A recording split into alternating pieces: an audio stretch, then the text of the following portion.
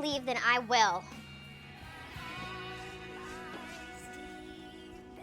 I think maybe part of it was a controlling thing, that, she felt that I was much too controlling and too, strict with my parental guidelines for her.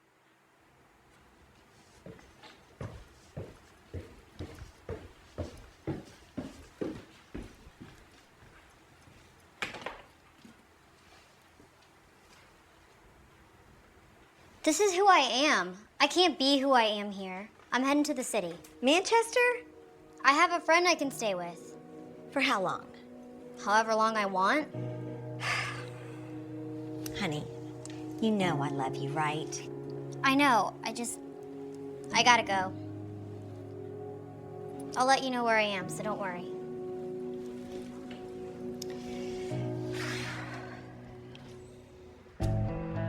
To her mom's dismay, 17-year-old Amy Riley was eager to escape to the bright lights of nearby Manchester, an hour north, and about the closest New Hampshire comes to trendy. They've worked hard to kind of rekindle and revitalize the downtown of Manchester, trying to cultivate, more of a New England cosmopolitan feel to the city. But not every night spot is so cosmopolitan.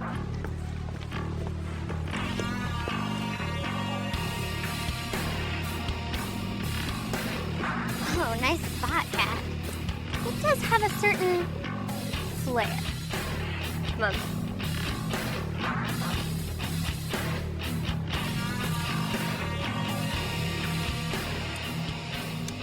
Amy, meet everyone. Everyone, meet Amy. Hey, guys. The so-called Goths of Manchester welcome Amy with open arms. Amy Lynn Riley was kind of a free spirit. She was emancipated at 17 years of age, kind of out on her own and without direction. Interestingly, she went kind of that Goth lifestyle for this sense of independence, that I'm different than everybody else. Yet, they're actually a group. So they self-identify as a group, even though their goal is to be independent. Like that, are you? I mean, what kind of looks you're gonna get? Exactly, that's the point. Do you know what my friends are gonna think? No, come on, you gotta change. There's still time, they're not gonna be out till midnight. Wrong. Kat's meeting me there at 10 o'clock, so you're gonna drop me off first, and I'm going like this. No, I'm not gonna leave you at the bar looking like that. Come, Amy. You don't get a say. You decided to wait for your friends to get here. I told Kat 10 o'clock. Amy, I'm being serious. Shut it, Joe. Stop being such a control freak. I need a ride, not a lecture. Fine, but when I show up later, I'm bringing an overcoat. As promised, Joe drops Amy off over at her favorite local dive, the Hog's Trough Saloon.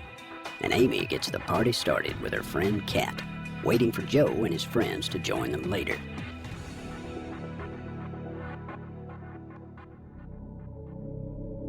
Late the next morning, back in Chester, Amy's mother, Charlotte, gets a surprise visitor.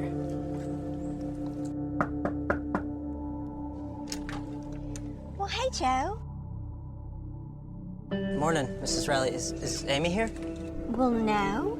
I've tried everyone. No one knows where she went. Wait, back up. When was the last time you saw her? Last night, around 10. I dropped her off at the Hog's Trough. The what? It's the bar up in Manchester. To report her missing. Have a seat. So, let's start with what Amy was wearing when you last saw her. Black. She's always in black. Little black dress. Combat boots, skirt, corset. Corset? You don't know Amy. She likes attention. I don't know what she was thinking. Joe, is it possible that Amy went off somewhere else? Maybe to spend some time with someone else? Don't say it. I know. Maybe she found someone else. What'll I do? Initially, when we talked to Joe, his response seemed abnormal to us. He was over the top, insistent upon filing a missing persons report, and he was already prepared to start hanging up missing flyers and posters. Thanks.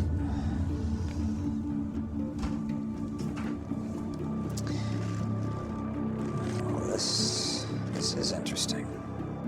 Is it about Amy? No, Joe, this is what we call a rap sheet. Your rap sheet.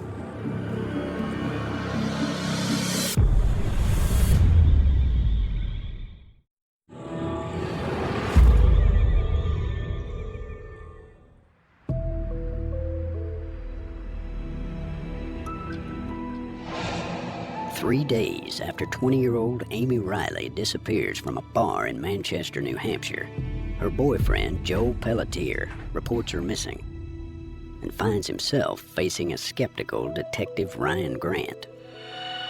Joe, this is what we call a rap sheet. Your rap sheet.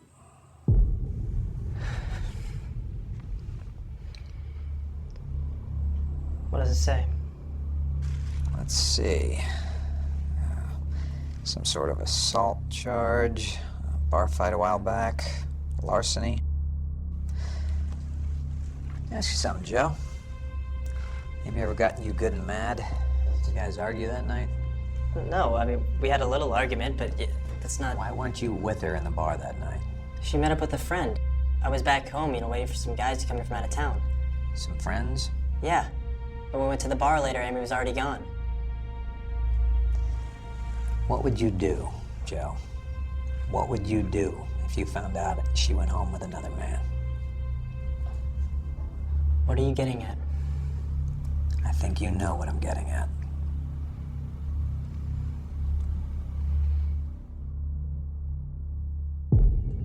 The Manchester police start their search for Amy in the most obvious way, checking to see if she showed up to work. So, did she make it to her job assignment today? I see, on Hanover Street. Got it.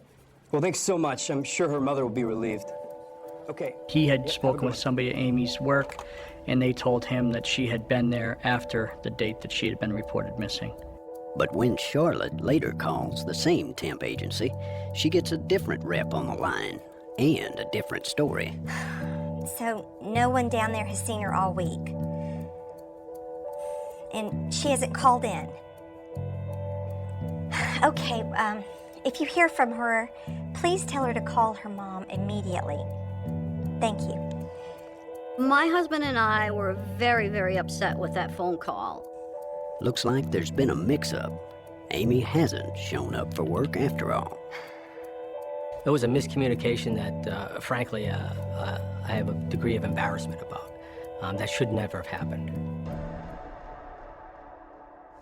So, you haven't seen much of Amy, have you, since she moved out? Well, we're still fine-tuning our boundaries. You think she might have taken off? Well, it wouldn't be out of her character to do so, but not without telling me or someone where she was. We thought there was certainly a possibility that she had just left town, had decided it was time to go, and had either met somebody, decided to move away, or just get out of the area on her own. I just hope she didn't go back to that husband of hers. Joe? Your class act, my little working girl. Oh, he's not her husband. Wrong-minded people, and she wasn't. So it made it difficult for her to come to us and say, Mom, Dad, I'm getting married, I'd like you to be there, and she still was not really on speaking terms with us at that point. And I think she was very afraid to rekindle the relationship because she was afraid that we would just be very angry with her, as most parents would be somewhat angry but forgiving, and she just wasn't sure about how we were going to react. It didn't last long, less than a year. Marcus wasn't the nicest guy. Y'all need a drink? Hey. Done. Get some drinks. One night they were at a party and Marcus was on edge. Just never have an empty beer. It's a sin.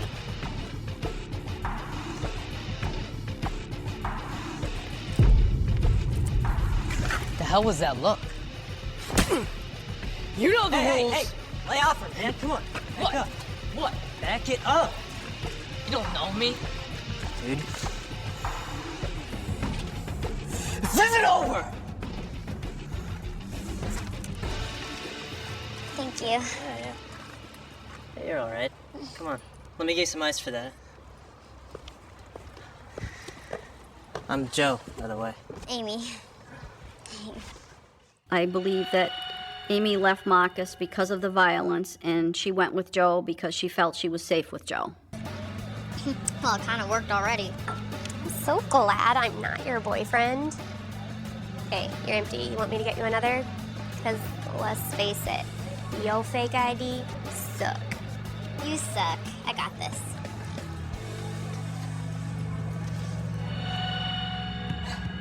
And? That was it. She never came back. You didn't go to look for her?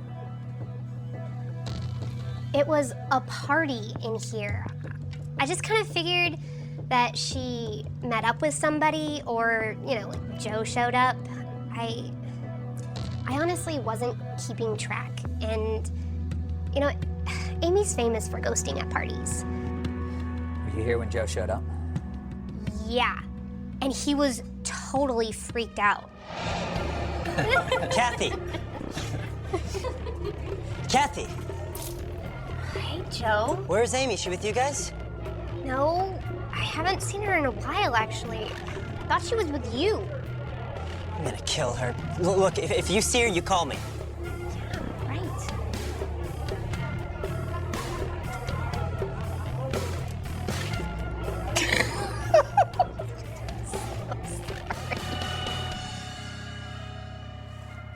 What do you think about them as a couple? Oh, I mean, he loves her. Really loves her. He's obsessed with Amy, you know what I mean? He's always talking about how he's gonna kill her. I'm sorry, he said that? Oh, no. When he gets super pissed off at her, he's always saying, I'm gonna kill her. You know what I mean? The only person that we knew had last contact with Amy was her boyfriend. And so, naturally, he was the primary focus of our investigation. Thank you for your time, Kathy. Yeah. If you hear anything, you'll let me know, right? Absolutely. Thanks. Wilma Johnson around?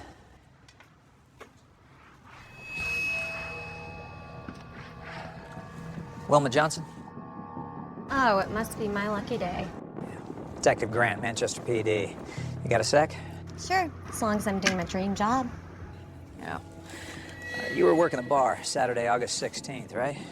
You remember her? Oh. Her. That's the girl that... Call that you're looking for me?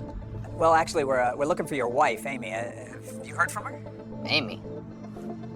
No idea. Yeah.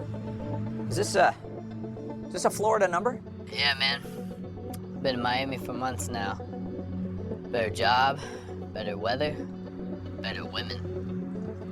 Look, I don't know where Amy's at. When you find her, tell her to sign those damn papers. I want that divorce. So is my girlfriend. Understood.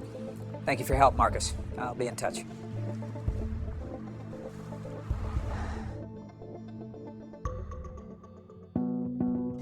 So you can confirm that Marcus was there on Sunday. I see. Thank you for your help. Bye now. Well, there's no way Marcus was in New Hampshire on Sunday. We ruled him out pretty early on because they really had no relationship going on at the time. Seems they can scratch off Amy's soon-to-be ex-husband. And as for her boyfriend, Joe Pelletier, his out-of-town buddies confirmed they were with him until he went to the bar looking for Amy. As we began to look into Amy's disappearance, we thought there was certainly a possibility that she had just left town, had decided it was time to go, and had either met somebody, decided to move away, or just get out of the area. You like to think as a parent that maybe she was just ran away on Joe and went with some other friends.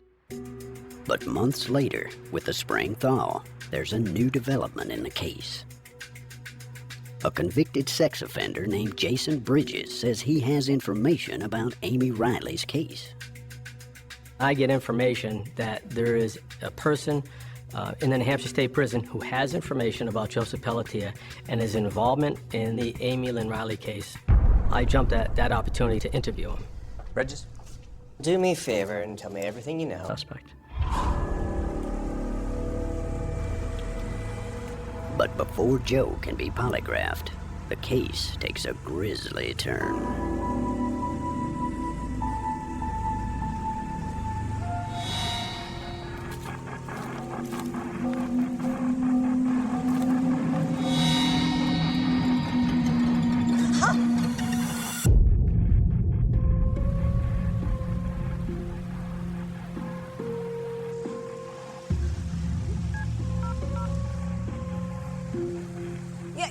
I need the police. I'm down at the Merrimack River. I think it's a body.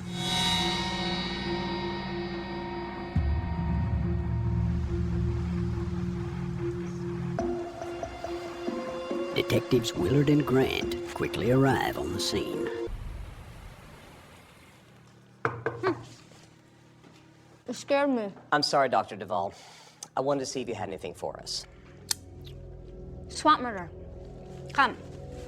First, the dental charts prove that it is your victim, Amy Riley. Could you determine the cause of death? No, not a clue. I can't even tell if she's drowned. Nothing left of the lungs. Any sign of sexual assault? Inconclusive. Well, what can you tell us?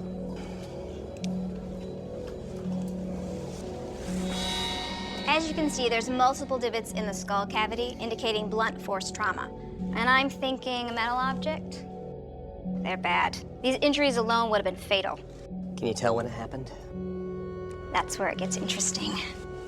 I'd like you to meet Californidae, better known as the blowfly. Very useful critters. You see, the blowfly waits 3 to 6 months before colonizing in dead human tissue, depending on environmental conditions, and she is full of larvae. So these swamp bugs tell us what?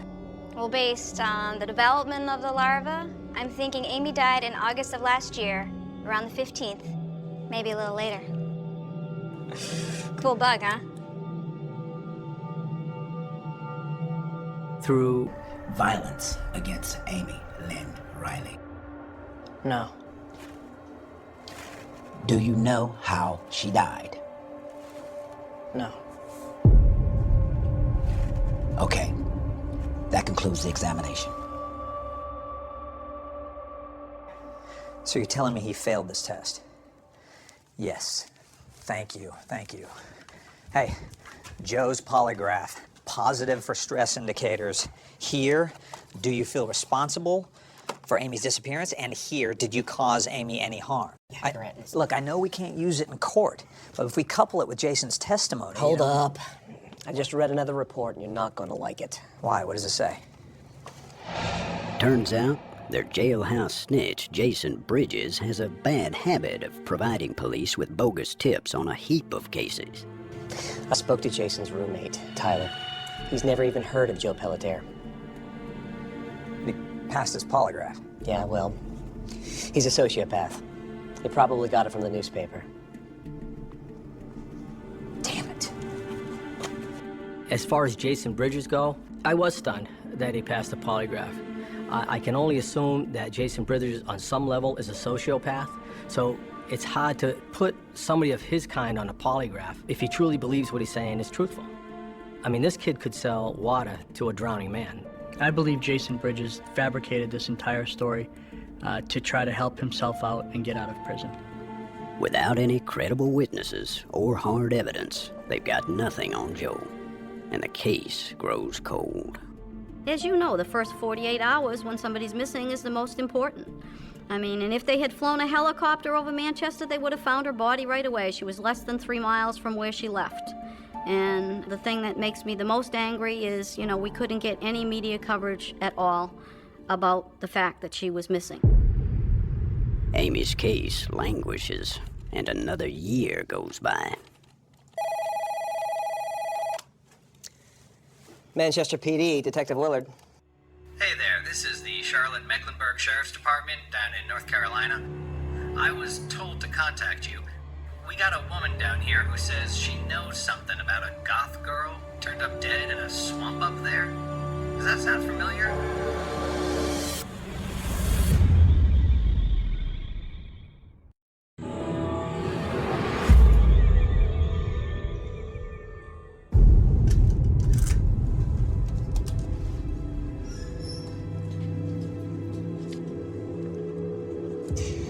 everything I said before was a lie. They were all lies. I mean, hell, I'm lying right now. A year after Amy Riley's body was found in the swampy runoff of the Merrimack River up in New Hampshire, Detectives Willard and Grant find themselves at a women's shelter in Charlotte, North Carolina. Now, Carrie, here's the thing.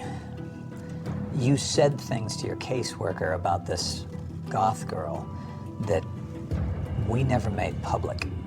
You were there, and we have your statement to prove it. When we first interviewed Carrie, she initially said that everything she had told the women at the battered shelter was a fabricated lie, that none of this had ever really happened. As we continued to talk to her and confront her with some of the things that we knew about the scene and the death, she started to come around, and then it evolved from there. Maybe it wasn't your fault. Maybe you were just there. We just want to get your side of the story. Oh.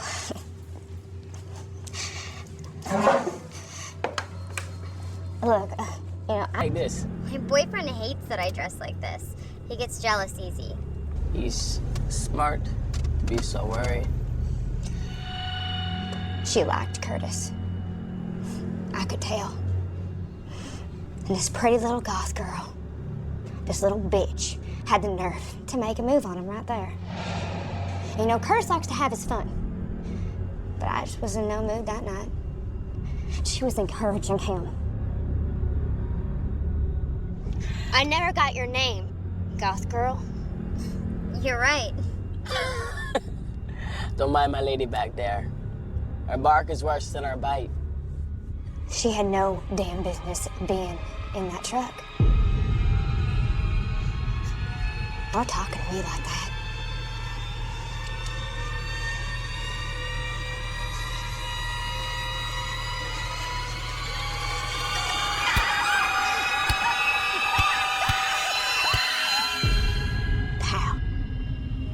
Pow. Just square on the head. And I just kept swinging that hammer. Pow. Pow.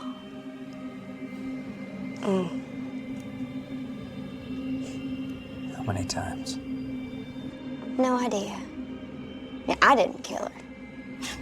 I just wanted to shut that precious little face of hers.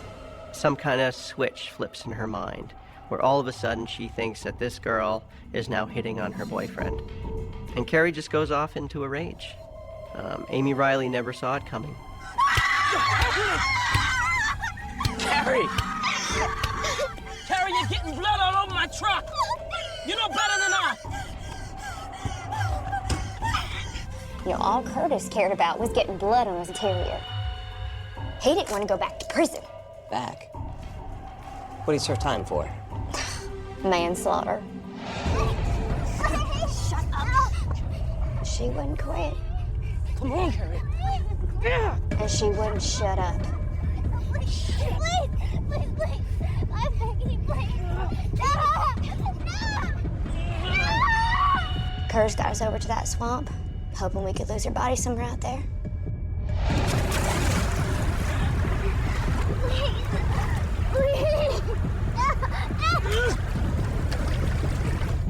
Curtis finished her off. He didn't want to leave her alive. Just in case.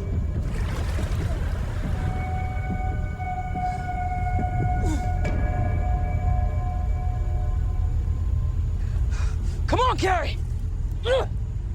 Come on! It was all him.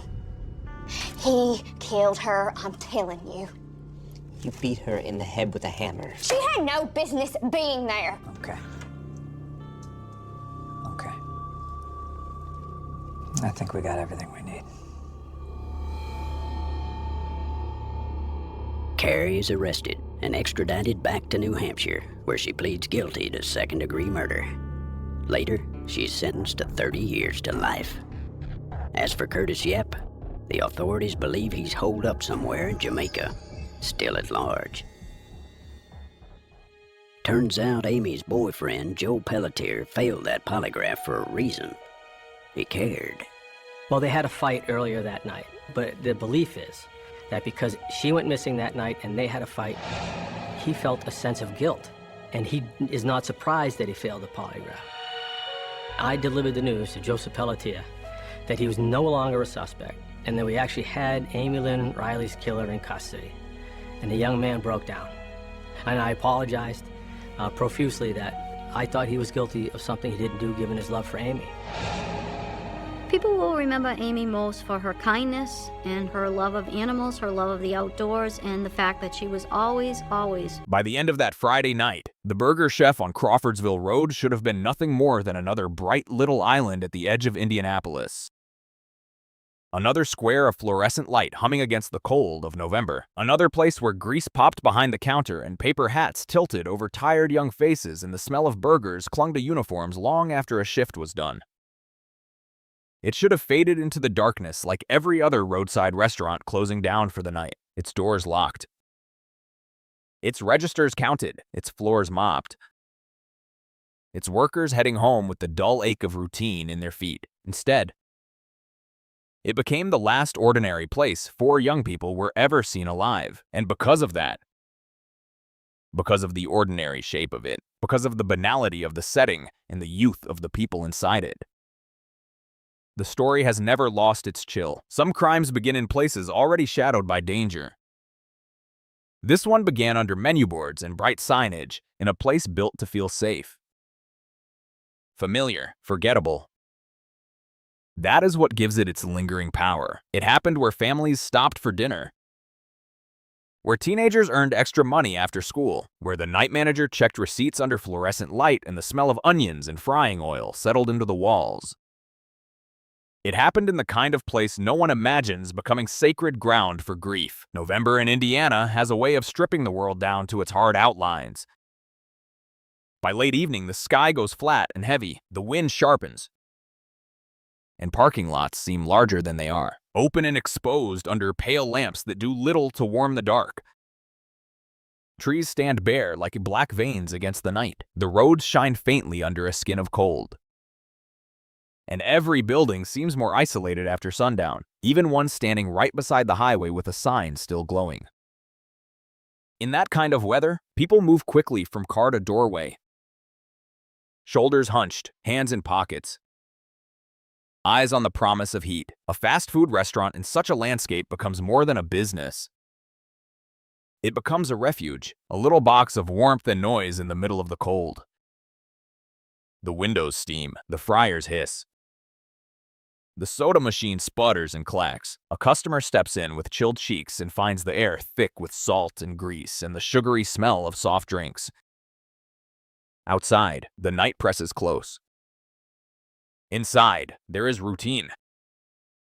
And routine persuades people that danger belongs somewhere else. That is the illusion at the heart of this story. It is the reason it still feels so disturbing, decades later. Because when people remember the Burger Chef murders, they do not picture a remote road or an abandoned building first. They picture the restaurant. They picture teenagers and young adults on the late shift, doing the dull, thankless work of closing up. They picture the innocence of that task, the smallness of their responsibilities, the way life at that age still seems to be stretching outward into possibility. Then they picture the disappearance. Then the silence. Then the terrible distance between where those 4 were supposed to be and where they were found. The mind recoils from it because the leap is too sudden. One moment there is the counter to wipe down, a register to balance, a joke tossed between coworkers to fight off the drag of a late shift. The next, there is an absence so complete it seems to erase the room itself. The Burger Chef chain was built to serve the post-war American appetite for speed, convenience, and cheerful sameness. Its promise was simple. Pull in hungry, leave fed. Move on with the evening. The branding was familiar. The experience designed to be replicable from one location to the next. One cleanly lit stop among many scattered across highways and suburbs. There was comfort in that sameness. Families trusted it. Young people worked there because it was steady, because it was nearby. because it was the kind of place parents recognized and approved of. A shift at Burger Chef did not sound dangerous. It sounded temporary. It sounded like a stepping stone. It sounded like adolescence itself. Paper uniforms, more on the minimum wage, closing time chatter. The clock slowly pushing toward freedom, yet that, too, is what makes the case so haunting. It exposed how fragile that normality was, how thin the walls of routine could be when violence decided to step through the door. The 4 young employees at the center of the story were not infamous, not powerful, not marked out in any obvious way by the kind of lives that attract headlines before tragedy arrives. They were young. They were working. They were in the middle of the sort of lives that are usually remembered in fragments by family and friends. A laugh, a habit, a plan for the weekend, a recent haircut, an argument that no longer matters, a favorite song on the radio. The half-finished thought of what adulthood might become. That is often the cruelest thing about stories like this. Violence does not just end lives, it interrupts ordinary becoming. It freezes young people inside the last version of themselves the world saw, preserving them forever at the edge of what should have come next. In the years since 1978, the Burger Chef murders have settled into American true crime memory not simply because the case remains unsolved, though that fact deepens the wound, but because the crime feels like a violation of a shared national dream about safety, youth, and work. The fast food restaurant occupies a specific place in American imagination. It is where teenagers learn responsibility, where first paychecks are earned, where managers barely older than the workers learn how to count a drawer and supervise a closing shift, where parents drop by after football games and little children smear ketchup across paper wrappers. It is a place tied to beginning, not ending. So when something monstrous happens there, the shock spreads outward. It stains more than a single address. It touches the cultural idea of the place itself. Suddenly, every empty parking lot after closing, every glowing sign on a cold roadside, every teenager taking the trash out to the dumpster behind the building seems slightly more vulnerable than before. That is how certain crimes enter legend. They do not merely horrify, they alter the emotional map of ordinary life. To understand the weight of the Burger Chef murders, you have to imagine the hour before the darkness opened, not the discovery, not the aftermath, but the final stretch of apparent normalcy when nothing on the surface yet declared itself as extraordinary. The dining area would have been settling into late-night quiet. The rush, if there had been one, had thinned. Wrappers, cups, and loose napkins would be gathered from tables. The smell of cleaning solution might begin to cut through the heavier smell of food. Outside, headlights would sweep briefly across the windows and disappear again. Somewhere a radio might have been playing softly. Somewhere a tired worker might have glanced at the clock. In those last unnoticed minutes, all the mechanics of routine would still be functioning. That is what makes hindsight so painful. We know now that every small action in such a moment acquires unbearable significance. A hand reaching for a towel, a register drawer sliding shut, a glance toward the door. The world does not tremble before disaster. It keeps moving with insulting normality, all the way to the brink. There is a special ache in cases involving groups of young people because each one carries a separate world of hopes, fears, private jokes, family histories, and unfinished futures. And yet when violence claims them together, those distinct worlds collapse into a single headline. 4 employees vanished. 4 employees found murdered. The sentence is clean. The reality is not. The reality is what 4 families dragged into the same abyss from different homes.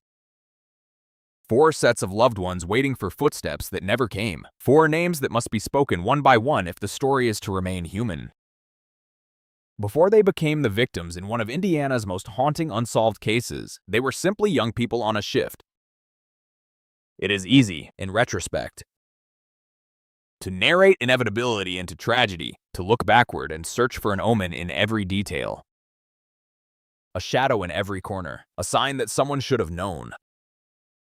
But ordinary life does not announce its breakpoints. Most people do not enter a workplace expecting to measure risk beyond the familiar.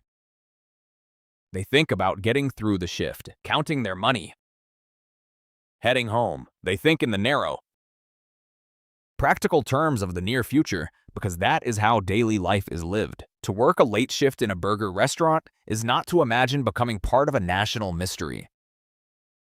It is to think of tomorrow morning, tomorrow night, the next bill, the next conversation, the next small piece of life waiting outside the door. And yet history is full of moments where the everyday became a stage for unbearable violence without warning. That is part of why true crime, at its most unsettling, is not really about darkness in distant places. It is about darkness entering familiar ones.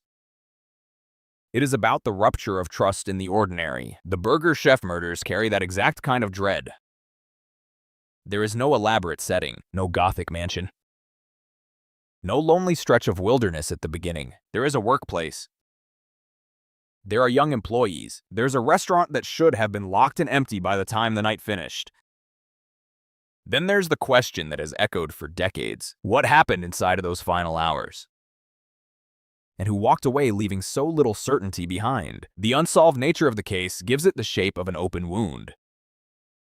Solved crimes, however terrible, at least offer the blunt architecture of cause and consequence. There is a name to fear, a face to condemn, a narrative that can be closed, if never healed. An unsolved crime denies that closure.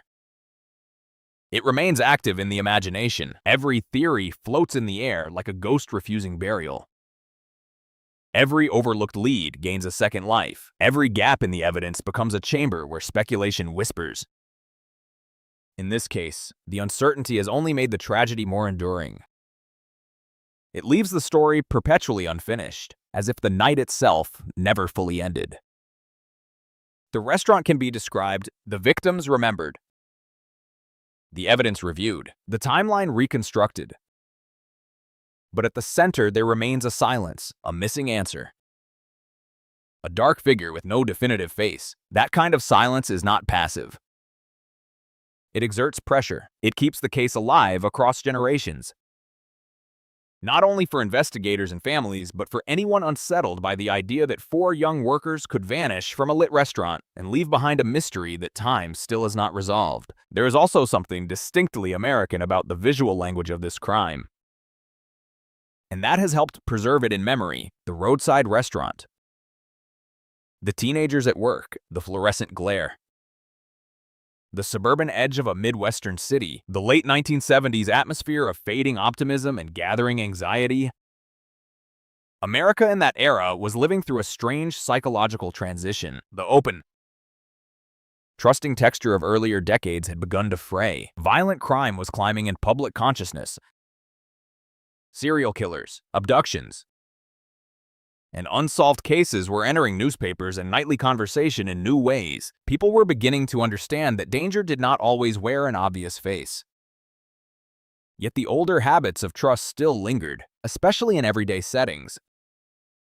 A fast food restaurant did not yet exist in the public imagination as a likely scene of mass violence against employees. That later awareness had not fully settled into culture. So the crime struck at a moment when the national psyche was vulnerable to exactly this kind of shock. It felt like proof that brutality could reach into the most mundane spaces and do its work there. For the families, of course, the cultural symbolism meant nothing compared to the personal catastrophe. Every famous case risks becoming too polished by retelling, too wrapped in atmosphere, too easily consumed as mystery. But the real center is grief. It is always grief. Behind every article, every documentary, every discussion of theories and timelines, there are bedrooms left untouched for a while because packing them up feels like betrayal. There are mothers and fathers staring at doors and driveways, bargaining with time.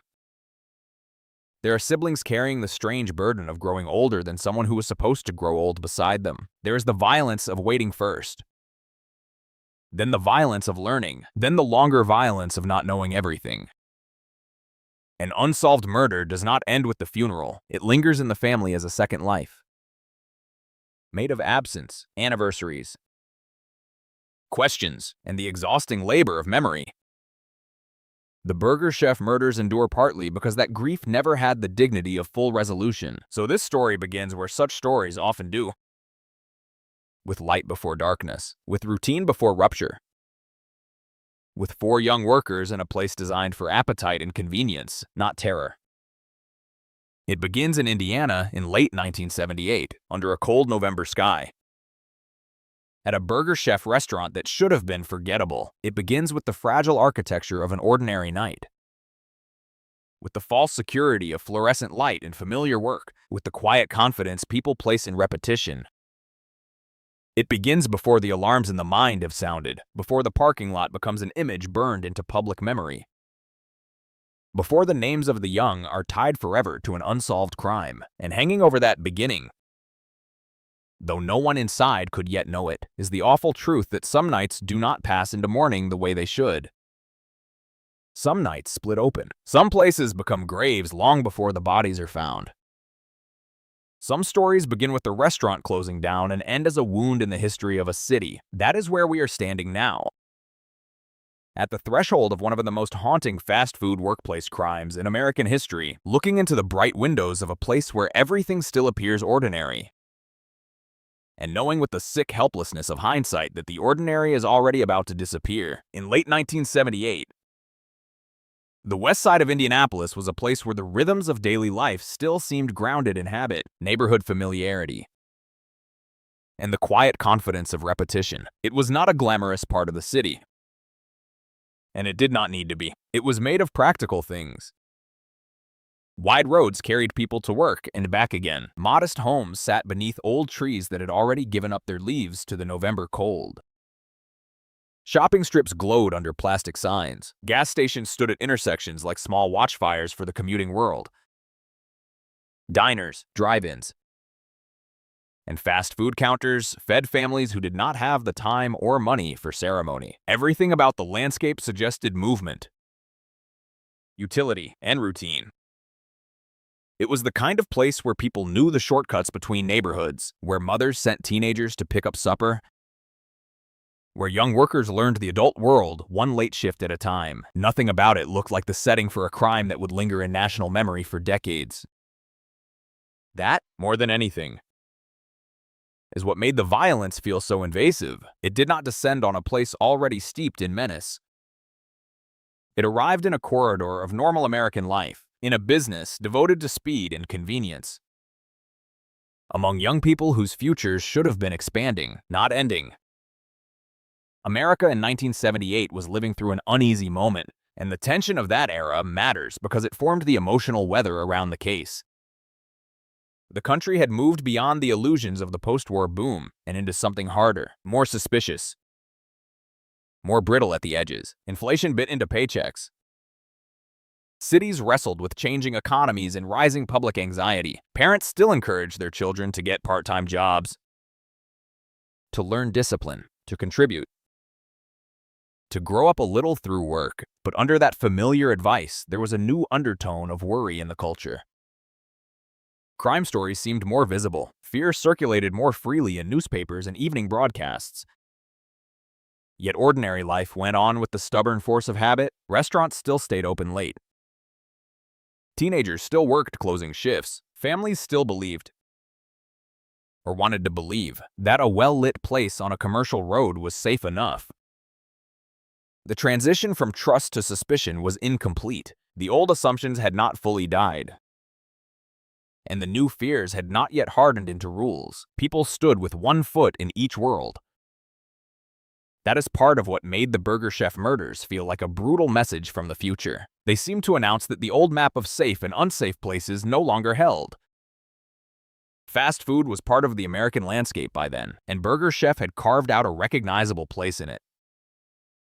The chain represented the democratic promise of roadside eating: cheap, quick, familiar, and available to nearly anyone with a few dollars and a hunger to solve. These restaurants were not grand spaces. They were built for efficiency, for steady turnover, for the kind of appetite that appears at the end of workdays, after football games, during errands, after dark when the refrigerator at home seemed too far away or too empty to bother with. They were bright by design, clean in appearance, and repetitive in structure. That sameness mattered.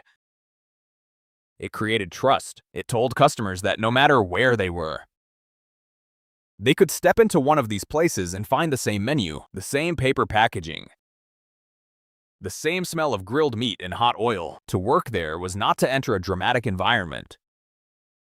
It was to step into an industrial version of youth employment, where shifts were measured by customer flow, register totals, cleaning tasks. It was ordinary work, and because it was ordinary, parents often regarded it as safe. Young people did not go there to seek danger. They went there to earn money, fill hours, and inch toward adulthood. The specific burger chef on Crawfordsville Road existed within that world of everyday commerce.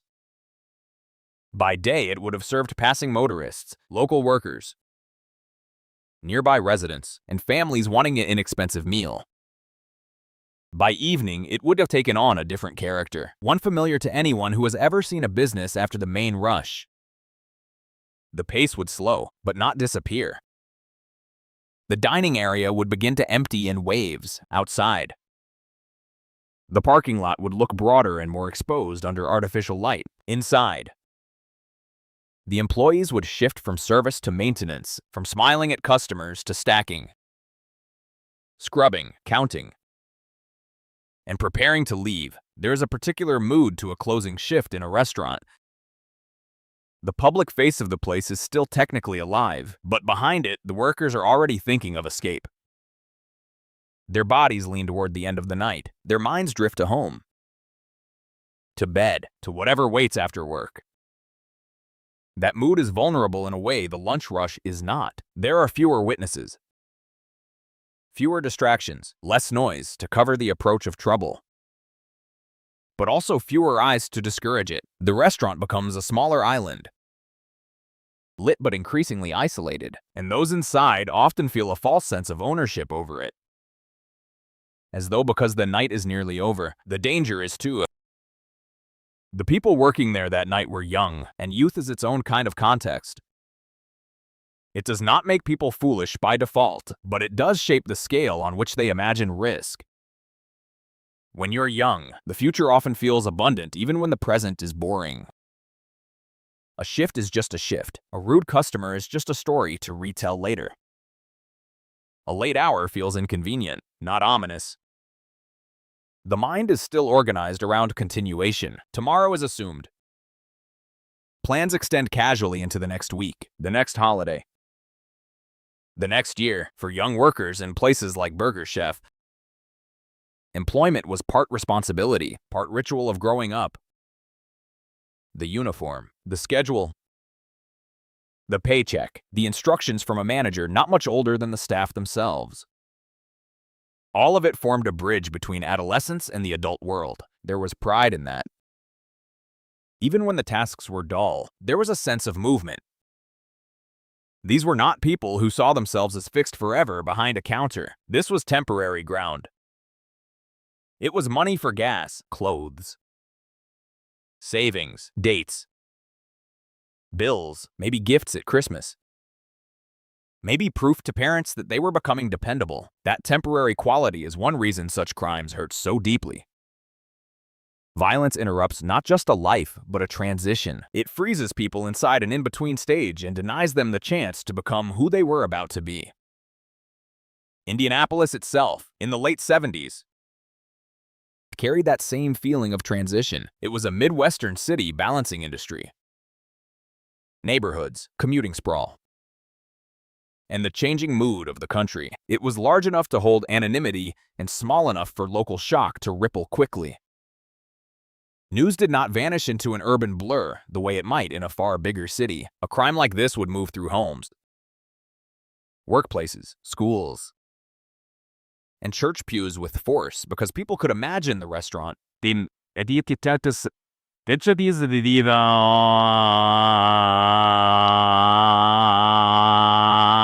The road the age of the victims, the kind of families involved. They knew places like that because they lived among them. The case did not feel remote. It felt adjacent. It forced people to recognize that the danger had not appeared in some lawless elsewhere, but in a commercial space woven into the fabric of ordinary local life. The West Side, with its roads and businesses and residential pockets, was not supposed to produce a story like this, yet that assumption was exactly what the coming horror would destroy. November added its own hard edge to the setting. Indiana, in late autumn, is not merely cold. It is stripped. The trees are bare. The colors have drained out, lawns dull into brown. The wind moves with purpose across open lots and through parking areas. And after sunset, the dark feels denser, because there is so little left in the landscape to soften it. Commercial buildings glow against that darkness in a way that makes them seem both comforting and exposed. A restaurant like Burger Chef would have looked warm from the road. But warmth seen through glass can be deceptive. It attracts. It reassures. It also frames the people inside. Visible and finite, going about their tasks in a space that grows lonelier by the minute as the hour gets later. There is something almost theatrical about a brightly lit fast food restaurant at night. It looks open to the world. But in reality, it can become a sealed box, with only a handful of people inside and a darkness outside that hides more than it reveals. The late 70s workplace culture around fast food also deserves attention because it helps explain the emotional stakes of the story. These were jobs built around speed, modest wages, and youth labor.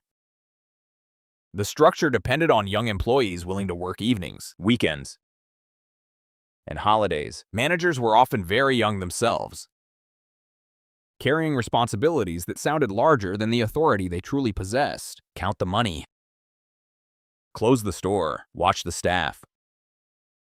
Report problems if they happen. The expectations were clear.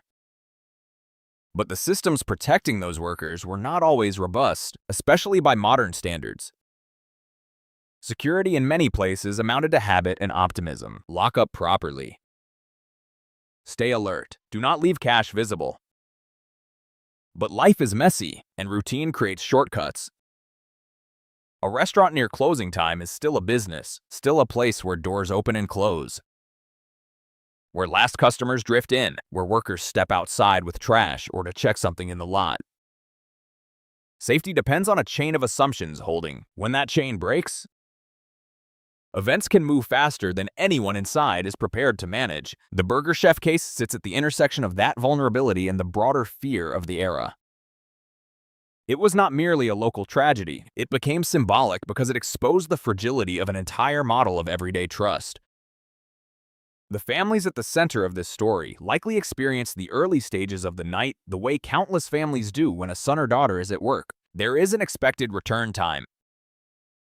Perhaps spoken aloud, perhaps simply understood. There may be a light left on, a concern about the hour. An ordinary parental irritation about lateness that still lives comfortably beneath the assumption of safety. Maybe a mother glances at the clock and calculates how long closing usually takes. Maybe someone expects the familiar sound of a car in the driveway or footsteps at the door. In most lives, that expectation is fulfilled so often it becomes invisible. People come home. That is the rule. Delay is annoying.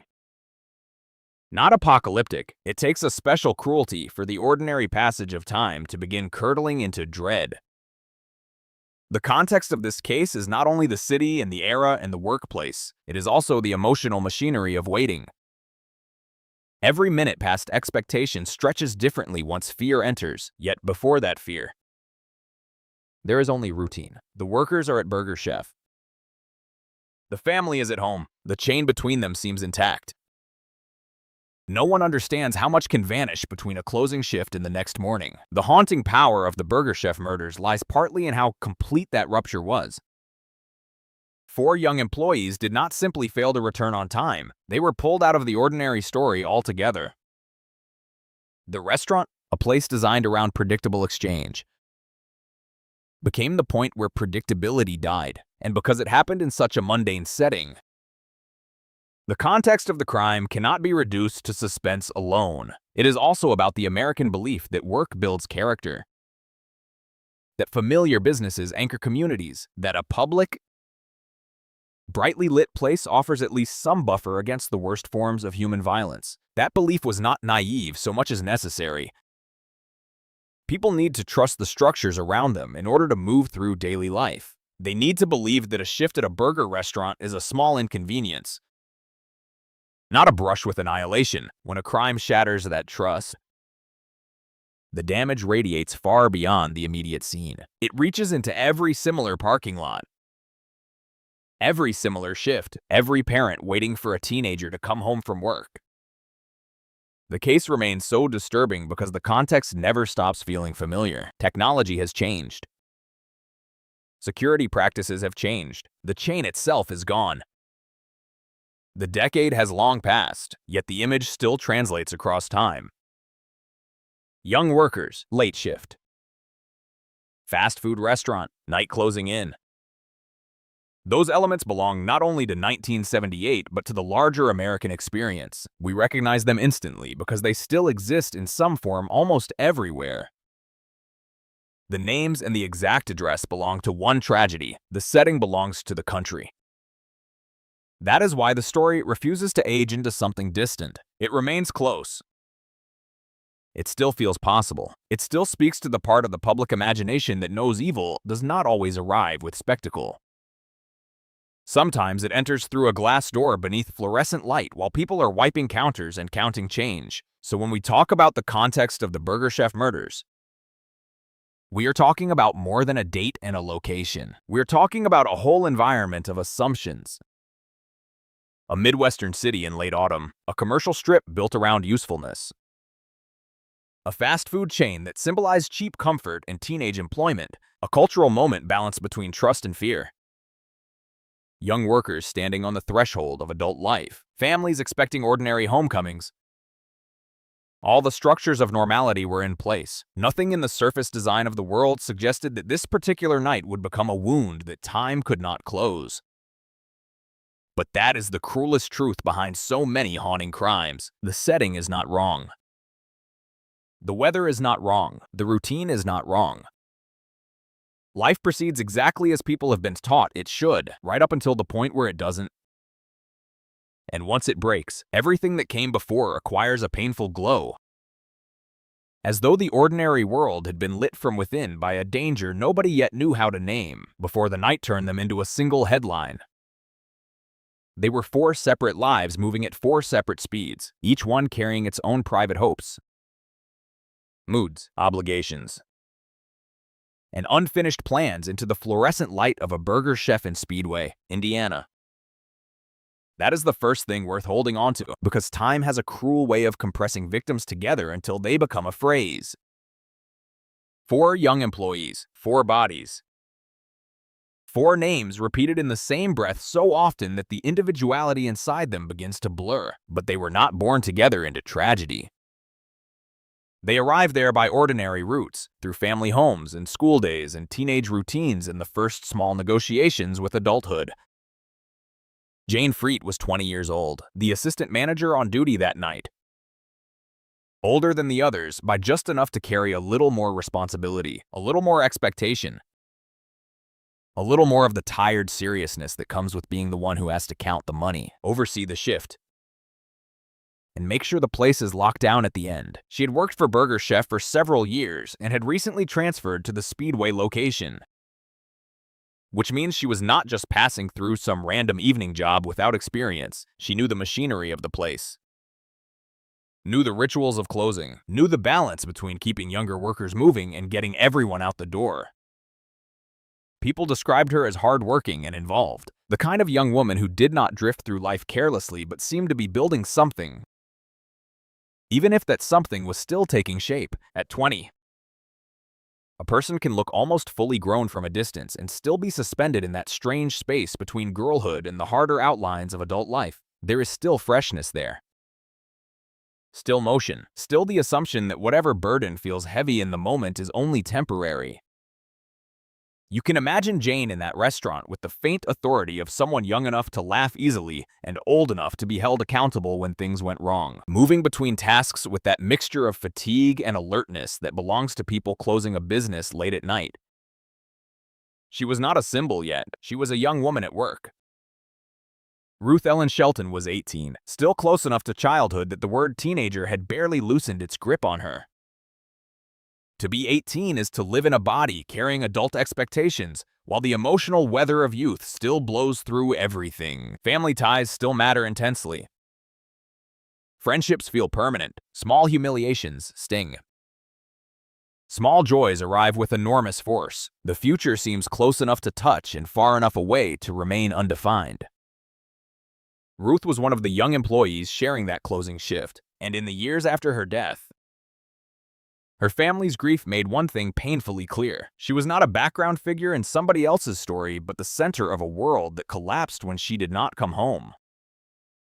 Her sister would later speak publicly, trying to pull the victims back out of abstraction by reminding people that they were real, that they had families, that their names belonged to actual kitchens, living rooms, holiday tables, and childhood memories, not just to case files and anniversary news coverage. That is often what families of murder victims are forced to do over the years. They become custodians of the victim's humanity, repeating simple truths so the dead are not swallowed by the mechanics of mystery. Ruth was young enough that her life still had the unfinished brightness of beginnings. She should have had time to become older, louder, more certain of herself, to change jobs, move houses, fall in and out of love, disappoint people, forgive people, tell stories about how young she once was. Instead, she remains fixed at 18, forever standing on the edge of everything that was supposed to come next. Mark Flemons was 16. Daniel Davis was also 16, according to Indiana State Police and multiple later summaries of the case, though some retrospective accounts have differed on whether Danny may have been 17. What remains constant across reliable sources is that both boys were very young, still in high school, still living in that recognizably teenage world where work exists alongside classes, family rules, boredom, bravado, and the fragile performance of becoming a man before you actually feel like one. ABC News, one that matters, because the imagination recoils differently when the victims are boys of that age. 16 is old enough to want independence and young enough to still be folded into the daily architecture of home. At 16, a person can work a late shift and still have a school hallway waiting for him on Monday. He can handle money at a register and still need permission for other parts of his life. He can try on confidence the way he tries on adulthood itself, not yet knowing how thin that armor really is. Mark and Danny showed up and carrying the ordinary clutter of teenage concerns that night. Homework not done yet. Weekend plans. A girl they liked. A teacher they disliked. The low-grade irritation of being tired and wanting the shift to end. They should have been thinking in short distances. Teenagers often do. The next hour, the next ride home, the next conversation, the next day. There is a special kind of cruelty in crimes that obliterate people while they are still living in such near horizons. Because youth assumes continuation almost by instinct, the world may feel unfair, but it still feels available. Time still feels generous. For boys like Mark and Danny, a job at Burger Chef would have been part of that first negotiation with the adult world. A little money, a little pride, a little drudgery, the first sense that your hours can be sold and counted and spent. It was not supposed to be the place where life ended, together. The four of them formed the kind of closing crew that existed in thousands of restaurants across America. One young manager with more responsibility than glamour. One 18-year-old girl close enough in age to still belong naturally to the teenage orbit of the others. Two high school boys working an evening shift beneath fluorescent lights in a fast food chain built on sameness and speed. Three of the four were still in high school. They were the kind of employees customers barely study when ordering food. Young faces behind a counter, quick hands wrapping burgers, filling cups, wiping surfaces, opening and shutting drawers, moving through the well-rehearsed ballet of low-wage service work. But every one of those faces carried a private world invisible to the customer. Families at home. Habits, dreams. Tempers, preferences. Petty worries, birthdays already past and birthdays still coming. It is one of the hardest truths in murder cases that victims are often seen most completely only after they are gone, when everyone left behind begins trying desperately to restore dimension to a person who has been flattened by the public language of crime. In life, they were just there. Ordinary and alive in death. Every ordinary trait becomes precious because it is all that can still be gathered. The title of this section, The Victim's Statement, carries a painful irony in a case like this. Because the victims never got the chance to tell their own story in the way living survivors can, no testimony came from them in the aftermath. No direct account of fear, no detailed description of who entered that restaurant. What was said, what choices they tried to make, what they thought would happen next. Their statement survives only indirectly. Through who they were, through the lives they had already been living before violence interrupted them. Through the testimony of work records, family memory, old photographs, classmates, siblings, and the blunt facts preserved by investigators. When the dead cannot speak, the shape of their lives becomes its own kind of statement.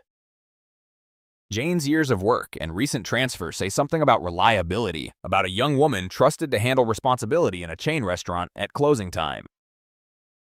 Ruth's age and the enduring ache in her family's later public appeals say something about a daughter and sister whose absence never stopped rearranging the emotional furniture of the people who loved her. Mark and Danny's youth. Their status as high schoolers on a late shift say something devastatingly simple about how close they still were to boyhood when they were pulled into a crime that would outlast entire generations. Uncovered. 2. To imagine them properly is to imagine not only the fatal night, but the separate hours before it. Jane perhaps carrying herself with the practiced rhythm of someone who knows the routine well enough to be impatient with delays. Ruth arriving with her own mood of the day. Whatever private weather she brought in from the rest of her life, Mark and Danny occupying that loose teenage space between joking and working. Trying to make the night move faster, not yet understanding how serious the world could become without warning. The beauty of youth, and its vulnerability, is that it still believes routine has moral weight, that if you do what you are supposed to do, if you show up, follow instructions, finish the shift, and head home, then life will continue in the expected order. Closing a restaurant is not heroic work. It does not feel cinematic from the inside. It is repetition, cleanup, cash handling, fatigue, the stale smell of grease in a uniform. The thought of getting home and finally being done, yet because the victims were so young and the setting so ordinary, even those small details now glow with heartbreaking significance, somewhere in the final ordinary stretch of their lives. One of them may have glanced at the clock and thought only of the hour. One of them may have been hungry. One may have been annoyed. One may have been making plans for the next day without saying them aloud. That is the terrible intimacy of the case. The victims were not walking through some openly dangerous landscape. They were inside the machinery of ordinary work, inhabiting a script millions of other young Americans knew by heart. And because of that, they still feel close. They still feel recognizable. The case has remained haunting not only because it is unsolved, but because the victims are so easy to picture as real young people rather than distant historical names. Jane Freed, 20, assistant manager. Experienced enough to be trusted with the close, Ruth Ellen Shelton. 18, still at the threshold where girlhood and adulthood overlap. Mark Flemons, 16. Still fundamentally a boy in the eyes of anyone old enough to love him protectively. Daniel Davis, 16, another teenager whose life should have stretched far beyond a late shift in November. All that's interesting. 3, their statement, the only one left to us. is written in that contrast between who they were and what was done to them. They were young workers in a fast food restaurant. They were sons, daughters, a sister, students, co-workers, people still becoming themselves. They entered the night as ordinary people and were taken from it in a way that denied them any final control over their own story. So the burden falls on the telling to return as much of that humanity as possible. To resist the flattening language of mystery, to remember that before they were victims in one of Indiana's most haunting unsolved cases, they were 4 young people with separate futures, separate voices, separate rooms to come home to, and that the first violence committed against them was not only murder, but the theft of all the ordinary years that should have followed. Friday, November 17th, 1978. Did not begin as the kind of date that would one day be preserved in cold case files, documentaries, and the pained memory of families who never truly left that weekend behind. It began like the end of any ordinary work week in central Indiana, with the dimming light of late autumn, the smell of cold air settling over parking lots and side streets, and the practical movements of people heading toward another evening of errands, jobs, and routine. By the time darkness closed in over Speedway, the Burger Chef on Crawfordsville Road was simply one more lit-up fast food restaurant pushing through the night, its windows bright against the November dark, its kitchen still warm, its counters still carrying the stale mixture of grease, sugar, paper, and cleaning fluid that seems to cling to every place preparing to close. Inside, the shift should have been narrowing toward the familiar end of the night. There were tasks to finish, drawers to count, surfaces to wipe, food to put away, doors to lock. Nothing in the architecture of the place suggested that those last hours would turn into one of the most haunting unsolved crimes in Indiana history. Yet somewhere between closing time and the first minutes after midnight, the ordinary flow of that restaurant broke apart so completely that by the time someone stepped in from the outside, the building no longer felt like a workplace. It felt like a question. The known facts sketched the outline with a kind of terrible restraint. Just after midnight, an off-duty employee arrived at the Burger Chef at 5725 Crawfordsville Road and found the staff missing. The back door was open, the safe had been accessed, cash was gone, and items around the restaurant suggested something abrupt had happened. But there had been no witness standing close enough to preserve the moment in human detail. What happened inside in those final minutes remains partly hidden.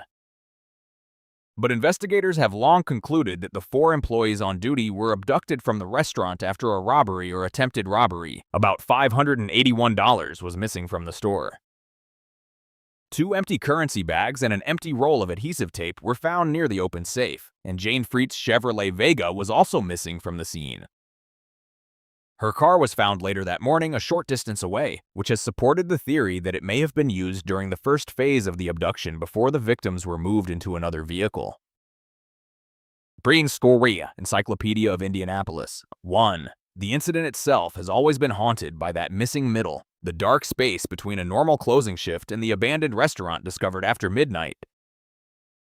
To imagine it, you have to stay disciplined, because the temptation in a case like this is to let fiction flood the gaps, but the reality is already grim enough without invention. The restaurant was open later than it should have been. The 4 employees were there.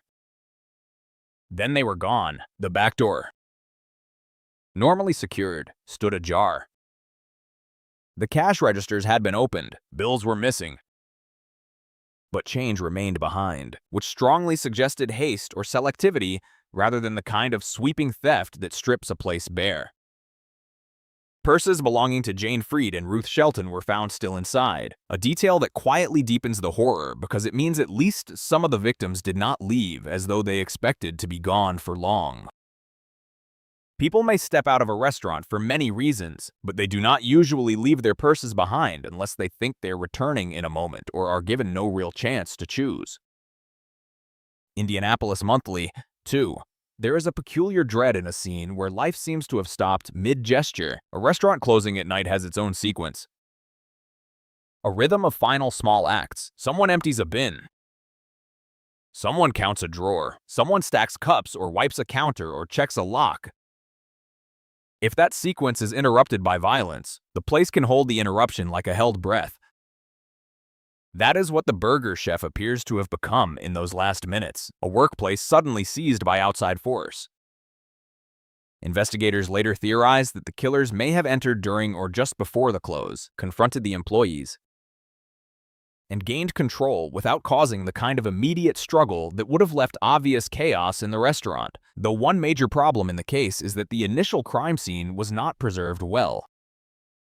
Because early police did not at first treat the disappearance as a likely quadruple homicide, employees cleaned the restaurant and it reopened the next day, wiping away whatever fragile physical story may have remained in fingerprints, trace evidence, or the subtler geometry of disruption. An Indianapolis Monthly, 2. That failure in the first hours is one of the lasting tragedies of the case.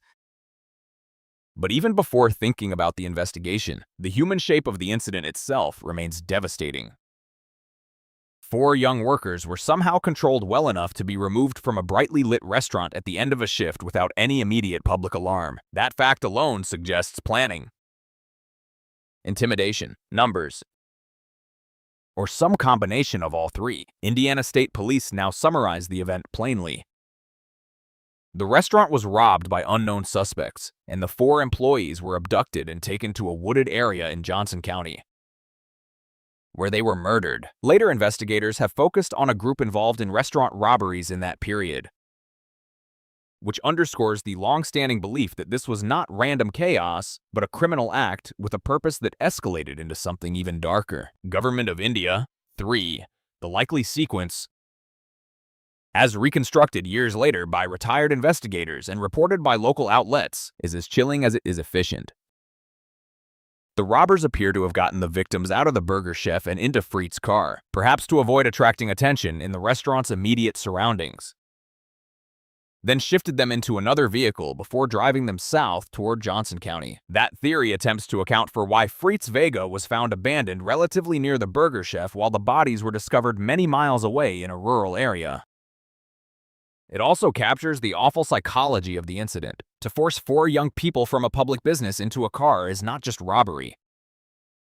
It is domination. It means the crime had crossed from theft into captivity, from grabbing money into controlling human beings and deciding whether they would be allowed to go on living. Encyclopedia of Indianapolis, 1. Somewhere in those miles between Speedway and the remote field in Johnson County, the incident changed from a desperate workplace crime into an execution ground. 2 days later, on Sunday, November 19th, a local resident discovered bodies in a secluded wooded field in White River Township, and the facts that emerged from that scene gave the earlier disappearance its final, brutal meaning. Ruth Shelton and Daniel Davis were found side by side and had been shot multiple times with a .38 caliber handgun. Jane Fright was found roughly 75 yards away, stabbed multiple times, with the knife blade still in her chest and the handle broken off.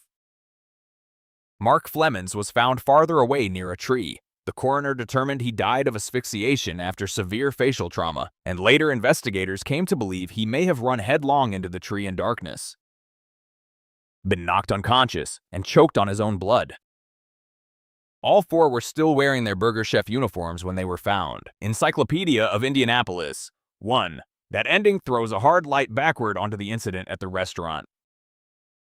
If 2 victims were shot side by side in the field, if Freet died farther off with a broken knife still embedded in her body, and if Flemons appears to have been separated still farther by movement and injury, then the final phase of the crime was not a single motion but a sequence of terror, confusion, pursuit, and collapse. Retired investigator Stoney Vann later described a theory in which Shelton and Davis were marched into the field and shot first, after which Freet and Flemons ran in different directions when the killers ran short of bullets in the 6-shot revolver. Under that reconstruction, Freet was chased down and stabbed, while Flemons may have fled blindly through the darkness, struck the tree at full speed, and died there without the killers fully realizing what had happened to him.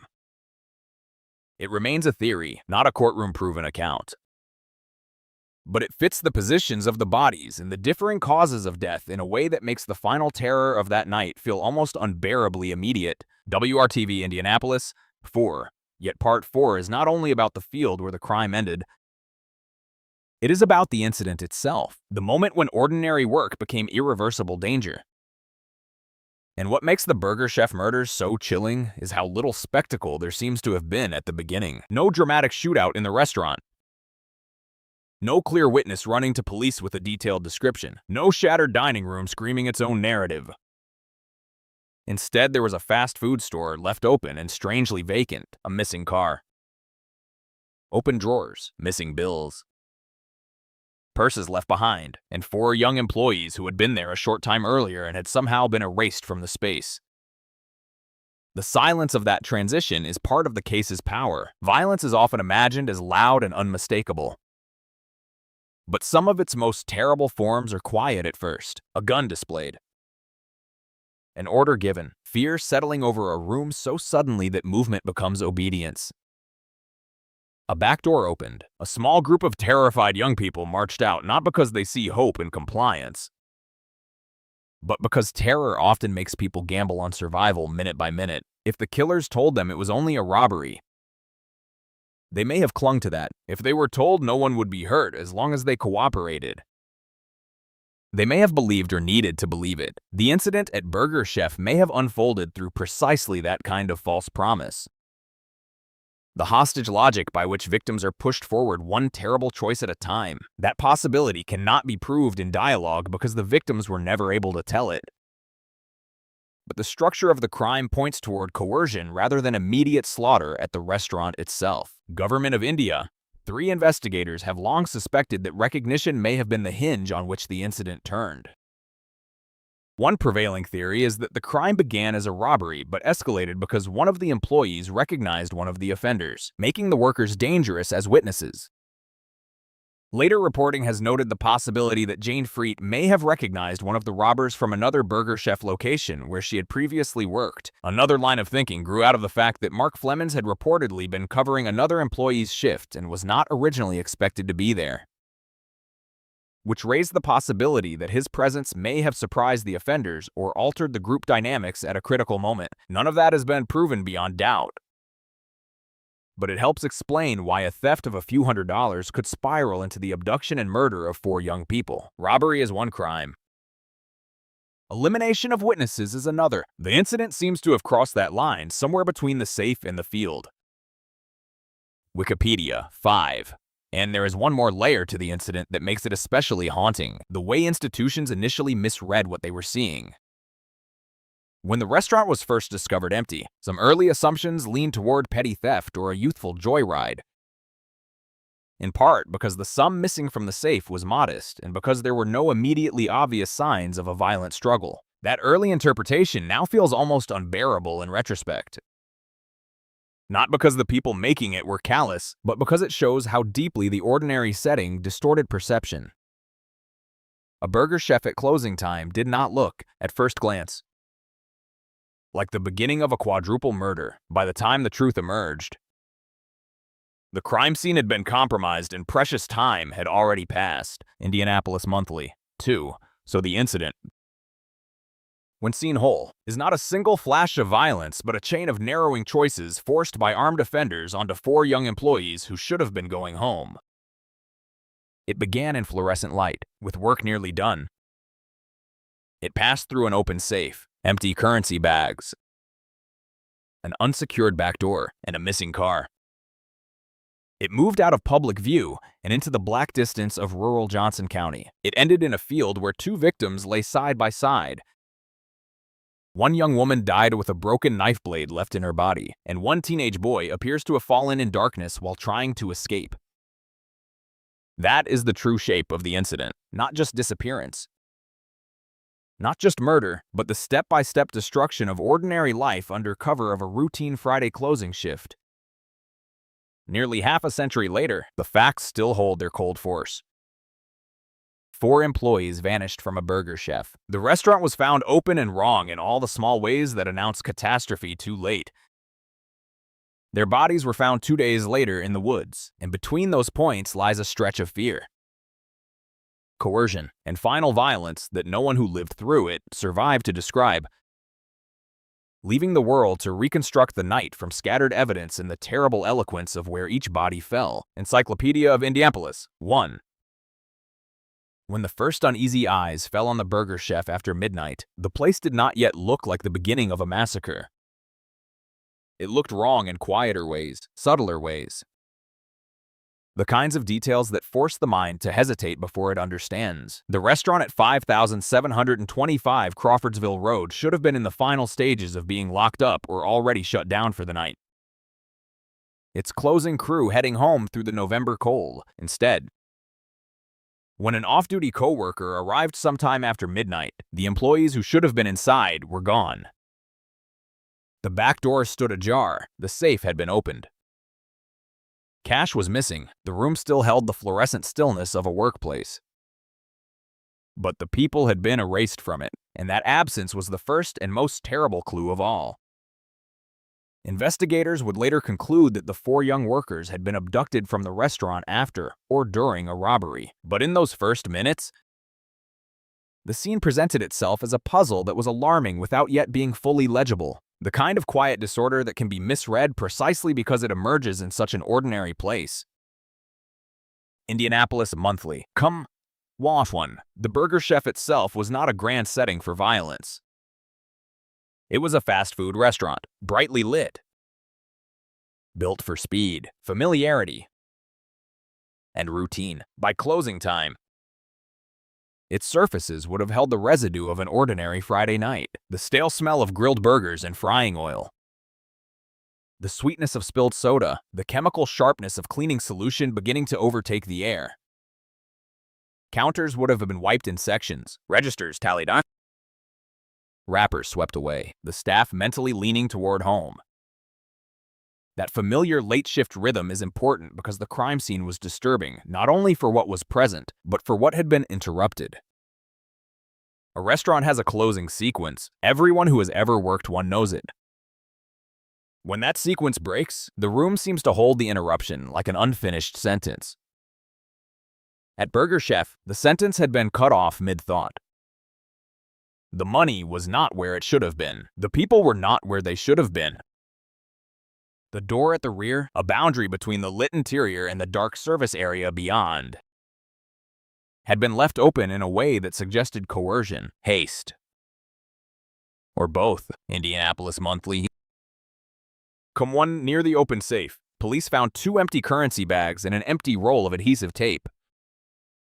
Those objects have lingered in retellings of the case because they feel almost unbearably specific. Crime scenes often reduce human terror to stray physical items. And those items then carry a disproportionate emotional weight. Empty currency bags speak to the robbery itself, to the practical motive that may have initiated the confrontation. The roll of tape suggests a darker layer, one that hints at planning, restraint, or at least preparedness for controlling victims. The safe being opened did not merely indicate theft. It suggested that someone had either forced or compelled the employees to cooperate. It implied time, command, and fear. And because the workers were missing along with the money, the scene did not read like an ordinary burglary. It read like a theft that had spilled outward into human captivity. Wikipedia. No, 2. The cash missing from the restaurant was not a fortune. Contemporary accounts put the loss at about $581, and more than $100 in coins was reportedly left in the registers. That small amount turned out to be one of the most damaging features of the early investigation because it encouraged some of the first responding authorities to misread the significance of what they were seeing. At the beginning, the incident was treated less like the likely abduction of 4 young employees and more like a petty theft or joyriding episode, as though the workers themselves might somehow have taken the money and disappeared voluntarily. In hindsight, that assumption feels almost unbearable, not because it came from cruelty, but because it shows how thoroughly the setting distorted judgment. A fast food restaurant at closing time did not fit people's internal script for a quadruple homicide. The amount missing seemed small. There were no immediately obvious signs of a major struggle. so the scene was not locked down with the urgency it required. That initial misreading would cost the case dearly. Sure. Wikipedia. 2 other clues at the restaurant should have carried more emotional force from the start. The purses and jackets belonging to the female employees were still there. Left behind inside the restaurant. That detail matters because it is the kind of quiet evidence that speaks directly to state of mind. People do not typically leave behind their personal belongings, especially at the end of a late shift, unless they expect to return almost immediately or unless they're not given a real chance to choose. A purse left behind on a restaurant shift is not dramatic in the way blood is dramatic. But in a missing person case, it is a deeply intimate clue. It means a person was interrupted before she could gather herself fully out of the room. It means part of her ordinary exit remained unfinished. The jackets, 2, carry their own sadness. It was November in Indiana. The night was cold. To go out without your coat at that hour is to suggest compulsion or deception. Whatever moved the workers from the bright interior to the darkness outside. It happened fast enough, or under enough control, that everyday instincts were overridden. Your Wikipedia. 2. There were also clues beyond the building itself. Though they were initially disconnected in the worst possible way, Jane Freet's Chevrolet Vega, missing from the restaurant when the disappearance was first discovered, was found later that morning not far from the Speedway Police Department. The car appeared to have been used and then abandoned, a detail that later fed the theory that the offenders may have used it during the initial phase of the abduction before transferring the victims into another vehicle. In the cold logic of a criminal movement, this makes a grim kind of sense. A recognizable employee car could move hostages away from the restaurant without drawing immediate notice, then be discarded once the perpetrators were ready to continue elsewhere in their own vehicle. At the time, the discovery of the car should have sharpened concern that the workers had not simply gone off together. A car abandoned after a late shift disappearance does not belong to a harmless night out. It belongs to a scene in which plans have gone violently wrong. Encyclopedia of Indianapolis. 3. Yet the most devastating fact about the first crime scene is not only what it contained, but what was lost. Because the disappearance was not immediately treated as the likely aftermath of murder or kidnapping, the restaurant was allowed to be cleaned and reopened the next day. Employees wiped surfaces. Normal operations resumed.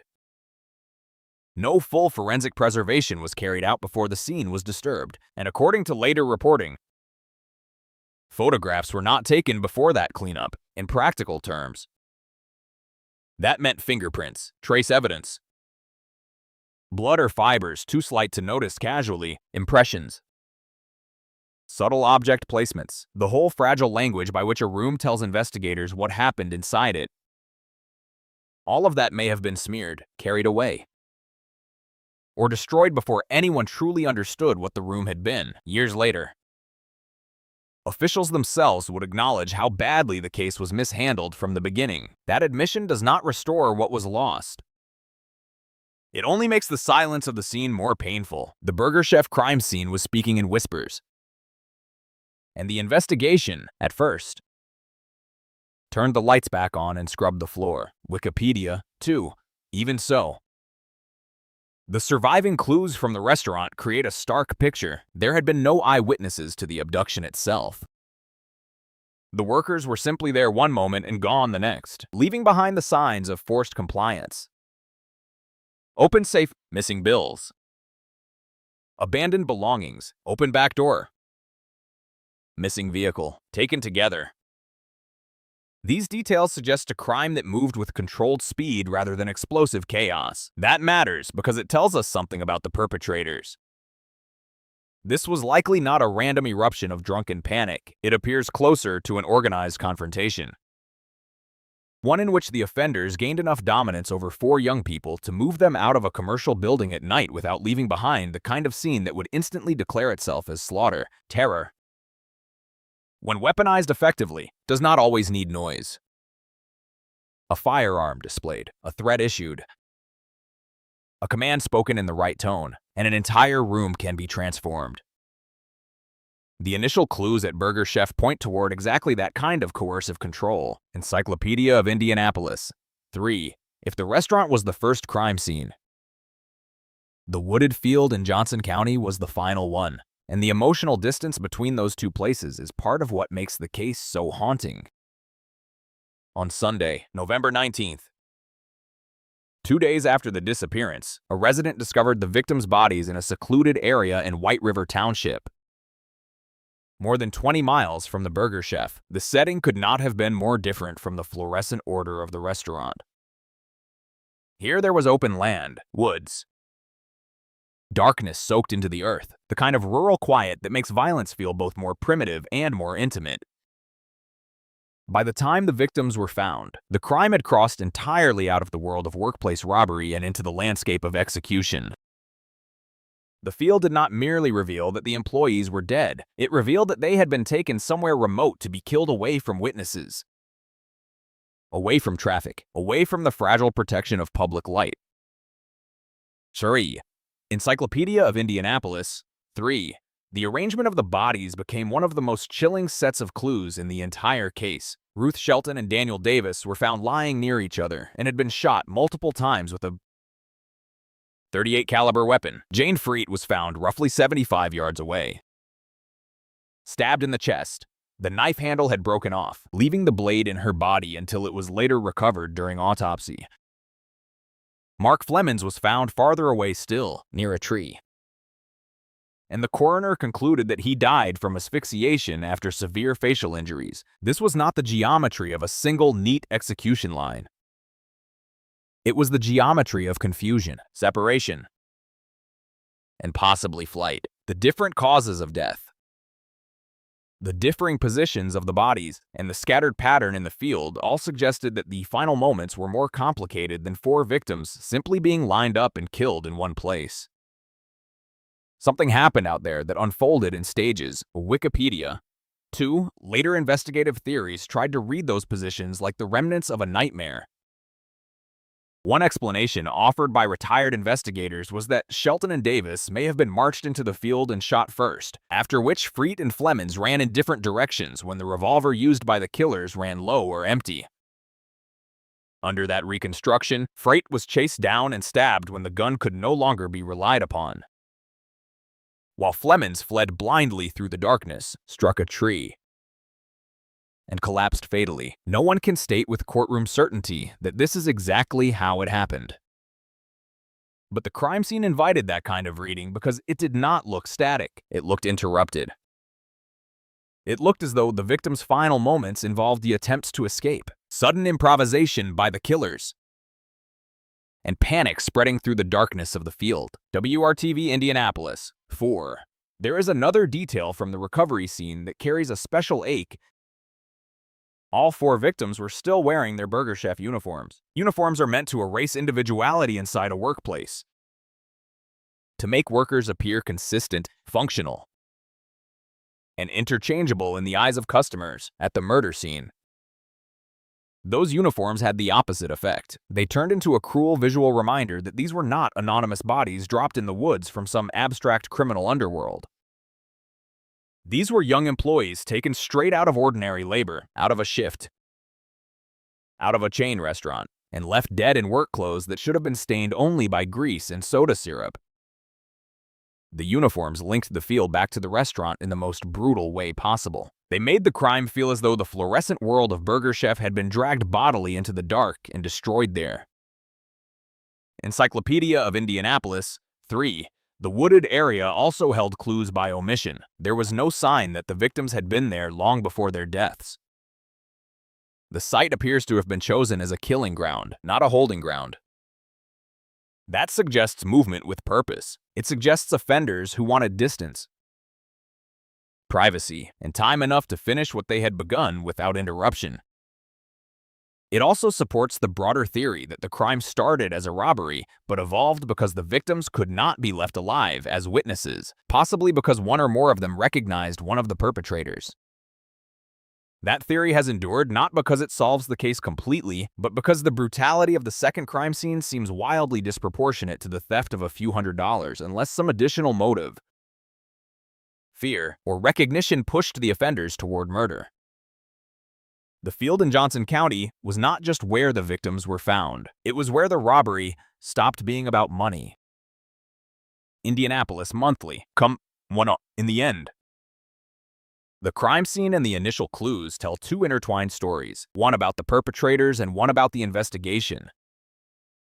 From the perpetrators, the clues suggest control, planning, mobility, and a willingness to escalate from theft to abduction and murder. From the investigation's first hours, the clues tell a different and equally tragic story of how an ordinary-looking scene can be disastrously underestimated.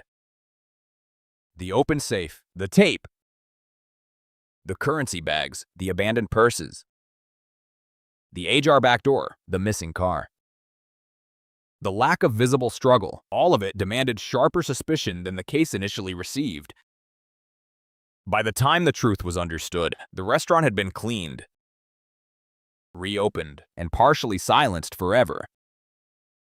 What remained was a field in Johnson County, 4 young people dead in their uniforms, and a chain of clues just strong enough to show the outline of horror but too damaged, too incomplete, too mishandled at the start to carry investigators cleanly to justice. That is why the Burger Chef murders still haunt Indiana. The crime scenes did reveal something. They revealed fear, coercion, distance, and final violence. But they also revealed how easily truth can be blurred in the first fragile hours after evil passes through a room and leaves only the shape of what it took. Wikipedia, too. By the time the Burger Chef murders entered the language of cold cases, the investigation itself had become part of the tragedy. There are crimes in which the evidence rises cleanly from the scene, points with grim confidence toward a culprit, and gives detectives something solid to chase. Then there are crimes like this one, where the first hours are blurred by misjudgment, where witnesses glimpse only fragments, where rumors multiply faster than proof, and where every promising lead seems to end not in revelation but in another locked door. The investigation into the Burger Chef murders did not unfold as a single straight march toward truth. It lurched, stalled, widened, doubled back, and suffered from the kind of early damage that no amount of later effort could fully undo. What remained was a case that seemed, for brief moments, almost ready to open, only to collapse again into uncertainty. That is what gives this part of the story its peculiar sorrow. It is not merely the story of police chasing killers. It is the story of how close a case can appear to justice without ever quite reaching it. In the beginning, detectives were not dealing with a tidy murder scene, but with an absence. 4 young employees were missing from a restaurant that had been left in suspicious disorder. Yet because the cash loss seemed relatively small, and there were no immediately obvious signs of a violent struggle inside, the first interpretation was disastrously soft. Some officers and managers initially leaned toward the idea that the youths may have taken the money and gone off on their own. That mistaken early frame mattered more than almost anything that followed, because the event did not instantly register as the likely abduction and murder of 4 young people. The Burger Chef was cleaned and reopened before it was fully processed as a crime scene. Speedway officer Buddy Ellwanger would later admit, with terrible simplicity, that the police had screwed it up from the beginning. No photographs were taken before the cleanup. Whatever fingerprints, fibers, trace marks, or subtler spatial clues the room had been holding were either destroyed, smeared, or rendered permanently ambiguous. A crime that already required careful reconstruction had been stripped of some of its clearest physical language before investigators had fully understood what they were looking at. Wikipedia, one further from there. The investigation had to proceed with a handicap that never stopped shaping it. Once the victims' bodies were found in Johnson County on November 19th, the case transformed instantly from apparent robbery to abduction and quadruple homicide. And the scale of the response widened. Police assembled a multi-agency task force. Burger Chef Systems posted a $25,000 reward and established a memorial fund for the families. The public shock was immediate and deep. 4 young employees had vanished from a lit fast food restaurant and turned up dead in a remote field. The setting alone made the crime feel like a violation of the ordinary social order, and the pressure on investigators was enormous. Detectives pursued leads across Indiana and beyond, looking into possible suspects in places as far away as Cincinnati, Milwaukee, Chicago, and Dallas, but massive effort is not the same thing as usable evidence. The deeper problem was that while the case generated theories, tips, and suspect names, it never yielded the kind of hard, courtroom-grade proof that could carry a prosecution. The missing murder weapon, the broken knife handle, and the object believed to have been used against Mark Flemons all remained stubborn gaps. The case became an example of investigative labor colliding again and again with evidentiary insufficiency. Encyclopedia of Indianapolis, 2. There were, however, hints from the start that this was not random. One eyewitness, a 16-year-old girl, reported seeing two suspicious men in a car outside the Burger Chef shortly before closing. Both were described as white men in their 30s. One had a beard. The other was clean-shaven with fair hair. Police took the sighting seriously enough to produce clay models, an eerie old-world method of making suspicion visible before digital composites became standard. Those faces, half memory and half sculpture, gave the public something to imagine, and they gave detectives two figures to hold in the mind as the case widened. But eyewitness evidence is slippery even under the best conditions. A glimpse at night, a strange car, two unfamiliar men, and then darkness swallowing the rest. Useful. Yes. Conclusive. No. Like so much else in the Burger Chef investigation, the sighting sharpened the shape of the mystery without resolving it. It offered the sense that the killers were not faceless abstractions, that they had passed through public space and been seen, however briefly. Yet it did not pin them down tightly enough to force the case forward. Wikipedia 1. Over time, investigators began to focus more strongly on the theory that the murders were committed by people already active in restaurant robberies. Indiana State Police still publicly say the case has been focused on a group involved in that pattern of crimes at the time. That theory has always carried a grim logic. The Burger Chef robbery itself was not sophisticated in the amount taken, but the abduction and removal of all 4 employees suggested offenders who were not simply improvising drunken violence on the spot. It suggested men accustomed to controlling public businesses after hours, familiar with the vulnerabilities of closing procedures, and perhaps hardened enough to escalate quickly if they believed witnesses could identify them.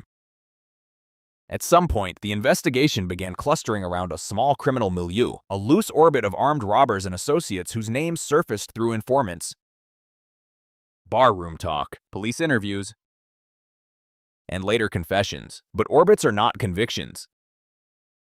The investigation could circle them. It could not land cleanly. Government of India, 3. One of the strangest and most frustrating early turns came from a man in a Greenwood bar who reportedly bragged that he had been involved in the killings. Loose talk in bars has launched many investigations and wasted many others. In this case, it did both at once. Police questioned the man, and although they could not make the case against him at that stage, he provided names of others who he said were part of a fast food robbery gang. That was enough to send investigators looking more closely at a group of men whose backgrounds and behavior fit the criminal ecology detectives were beginning to imagine. One man they pursued in Franklin reportedly bore a strong resemblance to the bearded composite.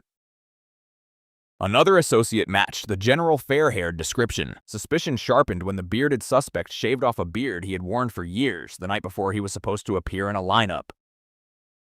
It is the kind of detail that, in any other story, feels almost too perfect, too neatly suggestive of guilt. But criminal investigations are full of gestures that smell like consciousness of guilt without ever proving the crime in question. A man can shave because he is panicked, because he is vain, because he fears being misidentified, or because he is guilty. Detectives can feel the significance. A jury cannot convict on feeling. Meanwhile, the men linked through that tip had histories consistent with robbery, and some later went to prison for other armed robberies of fast food restaurants. The shape of suspicion grew stronger. The proof did not. Wikipedia 1 that became the pattern of the case, again and again. Investigators found themselves staring at people who seemed close enough to the crime to cast a shadow over it, but never close enough to be pinned to it with certainty. Offers were reportedly floated in hopes that someone less directly responsible might cooperate in exchange for leniency.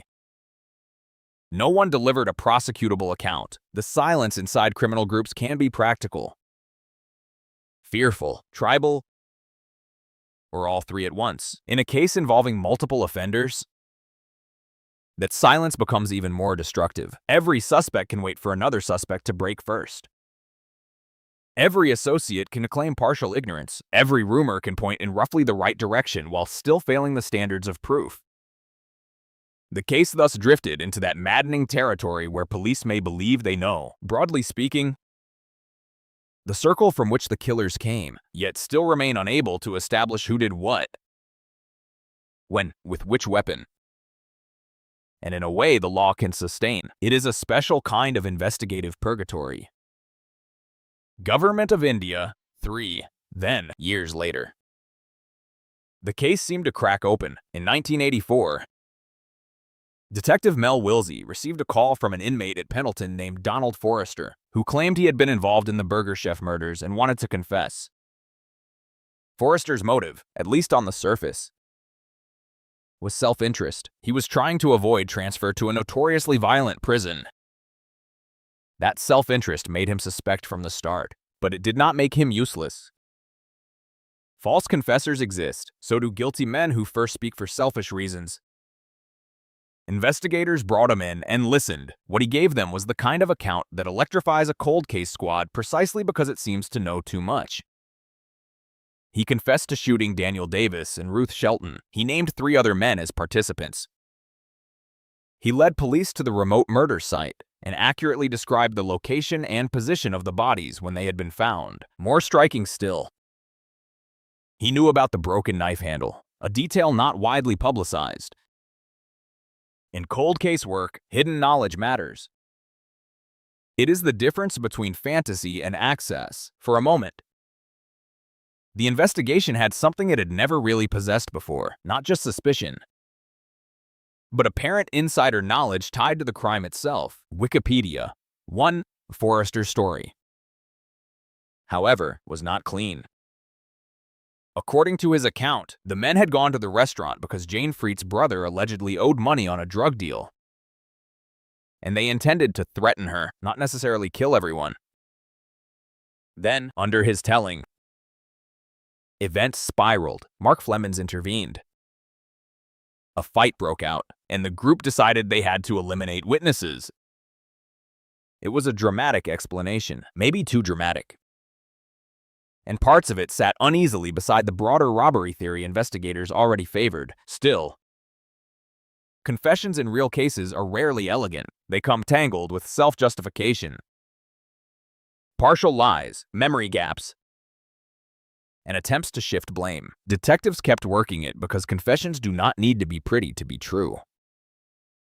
Forrester also took police to a river where he claimed the murder weapon had been discarded, though searches failed to recover it.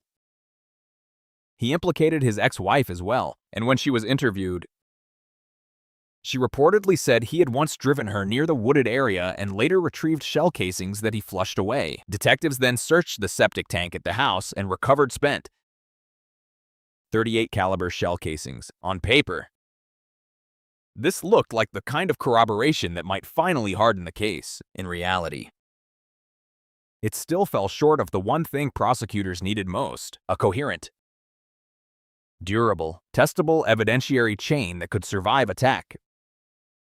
Wikipedia 1, then the whole thing buckled after details of Forrester's cooperation leaked from within law enforcement. He recanted and claimed he had been coerced. That single shift was devastating.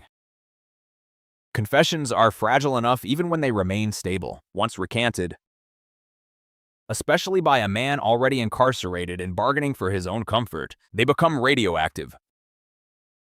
Without the gun, without unimpeachable forensic proof tying the shell casings directly to the murders, and without a confession the state could present as trustworthy, the case slipped from detectives' hands again. Forrester was never charged in the Burger Chef murders. He died in prison in 2006. The confession that had briefly promised resolution became instead one more cruel artifact of the dead end. Another nearly answer that dissolved under scrutiny. Wah.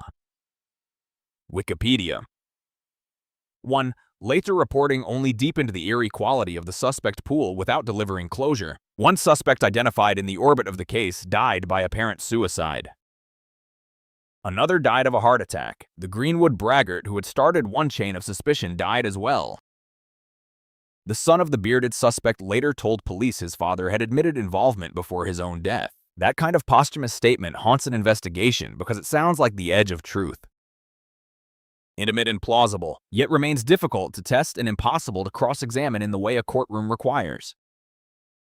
Detectives like Ken York and others who lived with the case for years have spoken openly about their belief that they came close to the right people, maybe even had the right people, but could never gather the missing physical and testimonial pieces necessary to move from belief to indictment in the law. Close is not enough. In grief, close can feel intolerable. Wikipedia 1. What remains, then, is the shape of a dead end rather than the clean edge of a solved mystery. Police appear to have converged over time on a robbery crew or criminal circle they believed was responsible. The Indiana State Police still keep the case open and still publicly describe it as centered on individuals committing restaurant robberies during that period. Yet the early destruction of the Burger Chef crime scene, the lack of recoverable murder weapons, the instability of witness testimony, the ambiguity of criminal bragging, the collapse of the Forrester confession, and the deaths of key suspects and informants combined to create an almost perfect storm of investigative frustration. The result is a case that feels crowded with shadows of culpability but starved of admissible certainty. That is what makes the investigation section of the Burger Chef story so painful. It does not read like indifference. It reads like effort chasing damage that had already been done. It reads like detectives trying to reconstruct a brutal night from the pieces left after time, error, fear, and death had already started carrying the truth away. Government of India, 3. And so the dead end was not one single brick wall, but a corridor of them. The first wall was the ruined crime scene. The second was the thinness of the initial physical evidence. The third was the gap between criminal suspicion and courtroom proof. The fourth was the confession that arrived too late and then unraveled. Behind each wall stood the same 4 young victims, unchanged, waiting for the answer that never fully came. That is the real ache of this section. Investigations are supposed to narrow the distance between harm and accountability. Here, despite years of work, the distance remained. The suspects came into view and then drifted back into uncertainty. The case seemed to breathe, to almost speak, and then fell silent again for the families. That silence was not abstract. It meant anniversaries without verdicts, theories without names carved officially into guilt, and the unbearable knowledge that somewhere in the ruins of that November night, justice had once been possible in a more complete form than the world was able to preserve.